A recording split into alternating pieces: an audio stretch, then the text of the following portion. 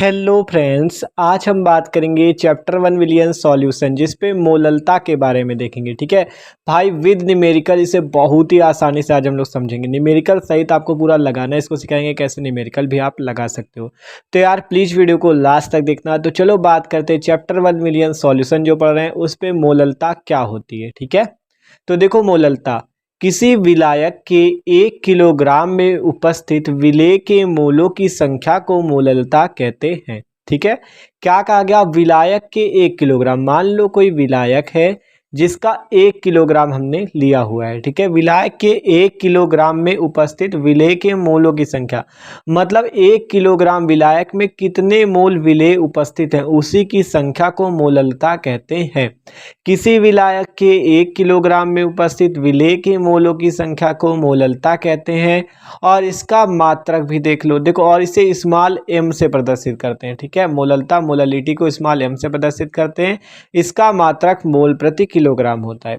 ठीक है, अब इसका फॉर्मूला देख लो मोललता का। मोललता स्मॉल m इक्वल टू होता है विलेय के मोलों की संख्या बटे में विलायक का भार किलोग्राम में। ठीक है, 1 किलोग्राम अगर विलायक का भार यहाँ से कर दो फॉर्मूले में तो मोललता विलेय के मोलों की संख्या के बराबर हो जाएगी। ठीक है, तो इसीलिए कहा गया किसी विलायक के 1 किलोग्राम में उपस्थित विलेय के मोलों की संख्या को मोललता कहते हैं। ठीक है, आप मान लो अगर भार आपका ग्राम में हो तो मोललता का फॉर्मूला हो जाएगा विलेय के मोलों की संख्या बटे विलायक का भार ग्राम में और गुणा हो जाएगा 1000 का। मतलब जब ग्राम में दिया हो, क्वेश्चन में ग्राम में दिया जाए तो ऊपर 1000 का गुणा कर देना। ठीक है, अब बात करें मोलों की संख्या का फॉर्मूला क्या होता है, तो मोलों की संख्या का फॉर्मूला होता है भार और बटे में अणुभार। ठीक है, मोलों की संख्या का फॉर्मूला होता है भार बटे में अणुभार। ठीक है, तो मतलब कोई भी दिक्कत आपको नहीं होनी चाहिए, सारे फॉर्मूले आपको बता दिए हैं। मोललता विलेय के मोलों की संख्या बटा विलायक का भार किलोग्राम में, ग्राम में दिया हो तो ऊपर 1000 का गुणा और मोलों की संख्या का भार बटा अणुभार। तो चलो एक न्यूमेरिकल लगा लेते हैं जल्दी से, तो मजा आ जाए। ठीक है,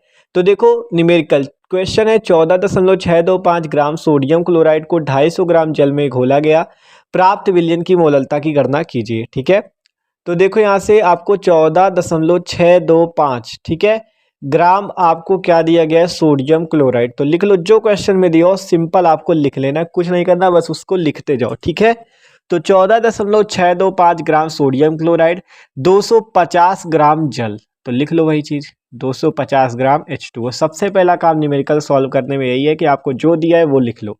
आप निकालना क्या है, मोललता। तो मोललता का फॉर्मूला भी बताया आपको, तो बस फॉर्मूला लगा दो मोललता का। मोललता जिसे इंग्लिश में मोलालिटी कहते हैं उसका फॉर्मूला क्या बताया था, स्मॉल m इक्वल टू होता है विलेय के मोलों की संख्या। ठीक है, क्या होता है, विलेय के मोलों की संख्या। ठीक है, बटे में क्या हो जाएगा, विलायक का भार। ठीक है, विलायक का भार किलोग्राम में। ठीक है, विलायक का भार केजी में या किलोग्राम में। ठीक है, यही फॉर्मूला होता है मोललता का। तो ये जो मोललता का फॉर्मूला है इसी पे आपको मान रखते चले जाना है। और मोलों की संख्या का भी फार्मूला बताया, भार और बटे में अणुभार। क्या फार्मूला होता है मोलों की संख्या का, भार और बटे में अणुभार। ठीक है, जो भार दिया जाए विलेय का वो और उसका अणुभार। ठीक है, विलेय का भार बटा विलेय का अणुभार। ठीक है, तो ये फार्मूला होता है, तो लगा देते हैं। तो m इक्वल टू हो गया भार बटा अणुभार और विलायक का भार आपको 250 ग्राम दिया गया है। ठीक है, आप जब ग्राम में दिया जाए तो आपको पता है ऊपर 1000 का गुणा करना होता है, तो अब ये किलोग्राम में चेंज हो गया। ठीक है, तो इतना तो आपको फॉर्मूले में ही बता दिया था। आप देखो इससे जो कैंसिल हो रहा कर लो, 0 से 0 कैंसिल और 25 चौको आ गया 100, 4 बच गया। ठीक है, स्मॉल m इक्वल टू क्या हो जाएगा, भार। भार कितना दिया गया है, 14.625 ग्राम। तो लिखो 14.625 ग्राम और गुणे में 4 और बटे अणुभार लिख दो। आप बात करें कि अणुभार कैसे निकाला जाए ना, तो अणुभार किसका निकालना है, विलेय का, ये सोडियम क्लोराइड। तो देखो सोडियम का आपको दिया गया है 23 और क्लोरीन का 35.5, ज़्यादातर क्वेश्चन में दिया जाता है ये। ठीक है, तो 23 प्लस 35.5 जोड़ दोगे इसे आ जाएगा आंसर 58.5। ठीक है, जोड़ने पे आपको सोडियम क्लोराइड का अणुभार मिल जाएगा। आप 4 का इसमें गुणा कर दो, तो देखो 4 का गुणा करते 4 पंचे 20, 0 2 बचा, 4 दूनी 8, 2 10, 0 1 बचा, 4 छंग 24, 1 25 5 2 बचा, 4 चौक 16, 2 18, 8 1 4 1 9 4 1 5। ठीक है, तो 58.500, ये इसका गुणे पे आ गया।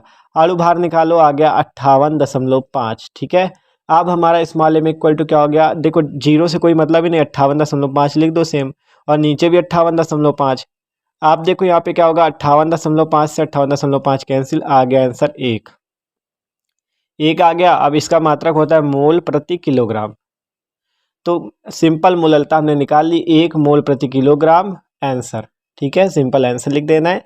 ये आपका मोल प्रति किलोग्राम मात्रक होता है, क्वेश्चन पे लिखा जरूर करो। ठीक है, मात्रक। तो देख सकते हो भैया, ये है आपका मोललता, आसानी से निकाल लिया। 14.625 ग्राम सोडियम क्लोराइड इतना जल था। फार्मूला लगाया, मोलों की संख्या निकाली भार बटे अणुभार से, अणुभार ये ऊपर निकल आया। और पूरा बस आपको वैल्यू रखते चले जाओ, ग्राम में था तो किलोग्राम में बदलने के लिए 1000 का गुणा ऊपर कर दिया। ठीक है, कैंसिल कर लोगे पूरा, और यहाँ अणुभार निकाल लोगे 58.5। 58.5 बटे 58.5 आएगा, देखो इस पे गुणा करने पे, और दोनों आपस में कैंसिल होकर 1 मोल/kg आंसर आपका आ जाएगा। तो आसान है ना एकदम, खुद देख सकते हो। किसी विलायक के 1 किलोग्राम में उपस्थित विलेय के मोलों की संख्या को मोललता कहते हैं। तो यार वीडियो अच्छा लगा तो लाइक कर देना, चैनल पे न हो तो सब्सक्राइब कर देना।